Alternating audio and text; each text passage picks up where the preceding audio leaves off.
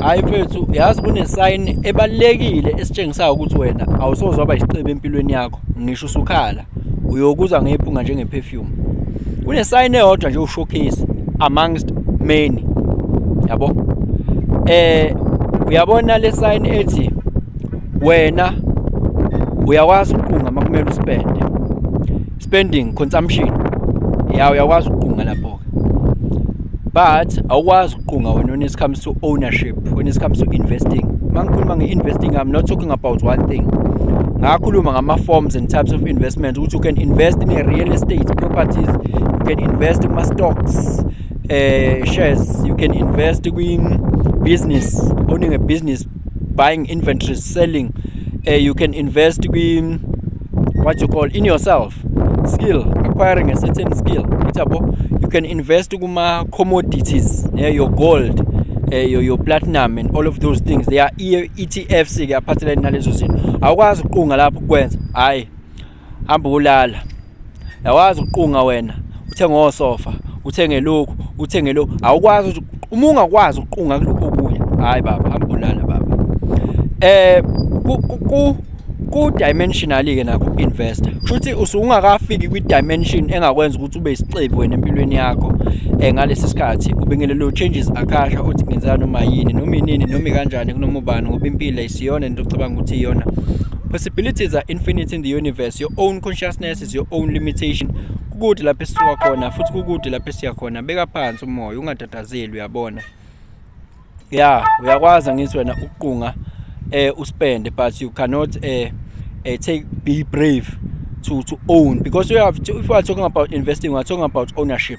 So if we are talking about investment, that is a dimension. You are operating into a certain dimension. Investing, yabona, you cannot be wealthy just nje uqhamuka usuba wealthy ungazange ube wealthy la engqondweni yakho. La iqala khona izinto, yabo, la iqala khona izinto, yabo. So because now you attract this kind of a person or wealthy ngendlela wena i-dimension osuke usu-operate kuyo la mental uku-investa ku-dimensional. Guys, let me put this into perspective khona uzoyibona lento ekhuluma ngayo. Uyabona uma ngabe uphethe liquid money wena ujajile ukuthi uyayibona imali nansi khona. Lo nto iyasikhombisa ngokusobala ukuthi wena uyazi ukuthi imali isebenza kanjani, because the power of money sekusebenzeni kwayo, yabo. You multiply money by investing, yabo. You manage money by budgeting, yabo. An average person spends money, a wise person invests money, and a foolish person wastes money. Uyayibona lo nto kusho wakazi imali isebenza kanjani usajajile sokuyibuka wami uyibuka nje imali wena just uthi unayo. Kufanele umuntu ophethe amanzi lapha, amanzi angachitheka at any time. Ngavele ukukhulumela umbhemu wase USA vele yonke lento yakho lo 50,000 wakho vele uphenduka u25,000 fast, yabo. So yenye into leyo kumele ukuthi uyiqaphela when we are talking about what, we are talking about money. So ngicabanga ukuthi naseBhayibhelini, it's because akaze ngicheck before ngize lapha, I think naseBhayibhelini iyakhulunywa lento ukuthi cha thatha imali yakho uyoinvesta. Iyakhulunywa ngo-invest eBhayibhelini. Thatha imali uyoinvesta, yabo. Hamba imali, good people, imali yazi ukuthi you can be wealthy with no cent. Uthola ukuthi awunalo ngishishumi but you are wealthy. You are wealthy but awunalo ngishishumi. You are wealthy because when you are owning assets that can be converted into cash. Uthola ukuthi kuthiwa umuntu uyimillionaire kodwa umuntu uyafica hayi bo lo muntu lo no 200,000 ebank indaba kuthiwa uyimillionaire po. Hayi man, wena ukhuluma ngani kanti la? We are talking assets la. Imali, good people. Angisho yabona le dimension engikhuluma yonke, what kind of dimension?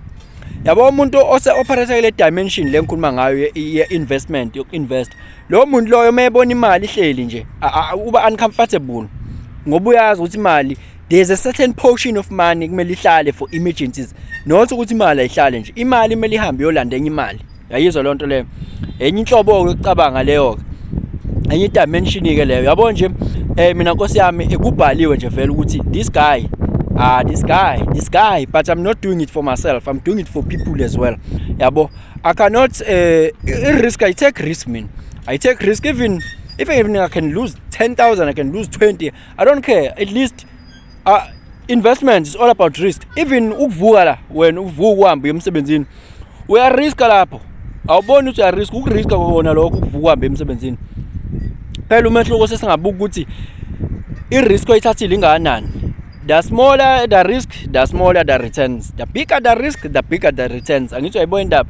So urisk nje vele. Uyariska ukugibela imoto, ukugibela amatekisi, uyariska uhambe emgaqweni, uyayiriskela nje vele nakhona. So now why don't you think ukuthi nala life involves risks, yabo? By faith. Mangabe ungenayo kushuthi ngamanye amazwi into emele uthi uyibukile ukuthi mangabe ungenaso wena isibindi, you are afraid of risk. When you prefer a comfort wena, yeah, ne security wena over taking risks and stretching, yabo, you prefer ukuba comfortable and uba safe. You wanna play it safe. Bye bye. Ngeke uzube wealthy, khohlwa umthetho uyakuphika lokho. You gotta lose something to gain something. If you lose small, you gain small. If you lose big, you gain big. That's how it goes, Baba. There's no tree that's going to go up to the sky without its roots are deep from hell. Never.